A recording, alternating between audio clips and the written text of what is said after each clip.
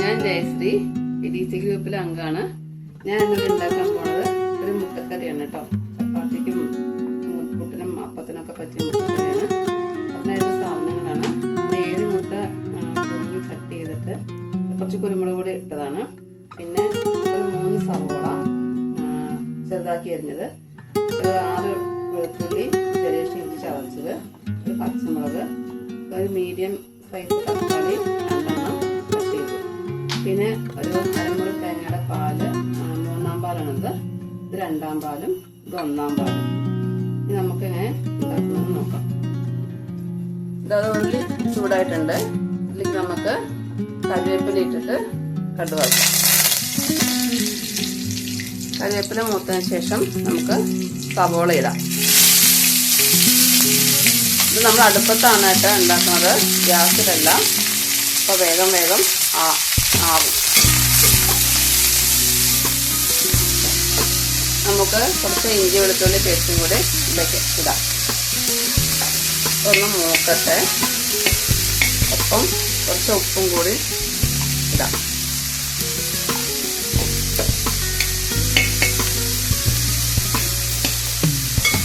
എല്ലാം നന്നായിട്ടൊന്ന് വഴറ്റിയെടുക്കാം.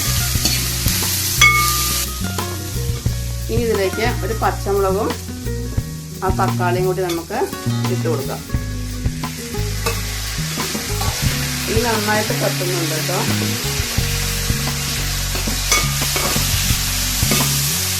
ഇത് നന്നായി ഇളക്കി ഒന്ന് അടച്ചു വെച്ച് വേവിക്കാം.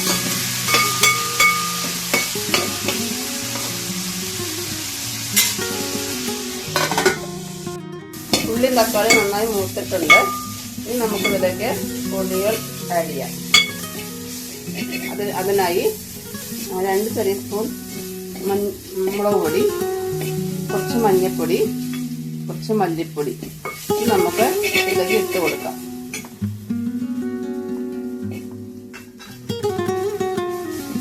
പൊടികൾ നന്നായിട്ടൊന്ന് മൂപ്പിച്ചെടുക്കണം. പൊടികൾ നന്നായി മൂത്ത് വന്നിട്ടുണ്ട്. പൊടികൾ നന്നായി മൂത്ത് വന്നിട്ടുണ്ട്. ഇനി നമുക്കിത് പകുതി ഒരു പാത്രത്തിലോട്ട് മാറ്റി അരച്ചെടുക്കാം. അരച്ചത് നമുക്ക് തേങ്ങാപ്പാൽ ഒഴിച്ച് 3-ാം പാൽ ഒഴിച്ച് ഇതിലേക്ക് ചേർക്കാം.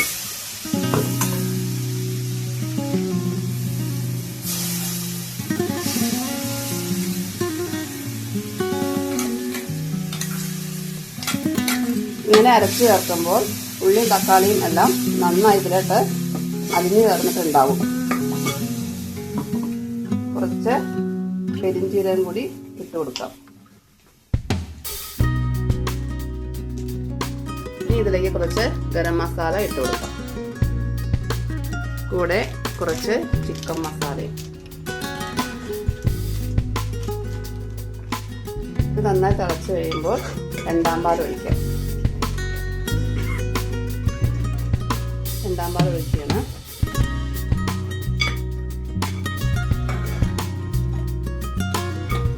ഇപ്പോൾ ഉപ്പ് നോക്കിയിട്ട്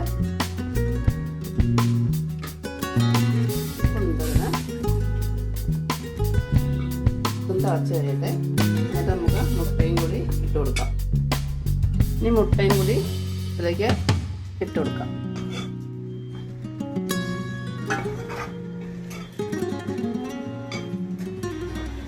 ഇത് നന്നായി തിളച്ച് കഴിയുമ്പോൾ ആവശ്യത്തിന് ചാറ് കുറുകുമ്പോൾ നമുക്ക് 1-ാം പാലും കൂടി ചേർത്ത് വാങ്ങി വയ്ക്കാം.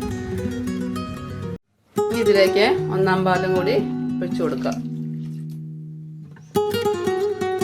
കൂടെ കുറച്ച് കരിവേപ്പിലയും മല്ലിയിലയും കൂടി ഇട്ടാൽ നല്ലതാണ്. എൻ്റെ കയ്യിൽ മല്ലിയിലയില്ല, അതുകൊണ്ട് ഞാൻ അത് ഇടുന്നില്ല.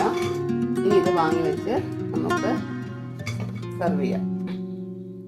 നമ്മുടെ നൂൽപുട്ടും മുട്ടക്കറിയൊക്കെ റെഡി ആയിട്ടുണ്ട്.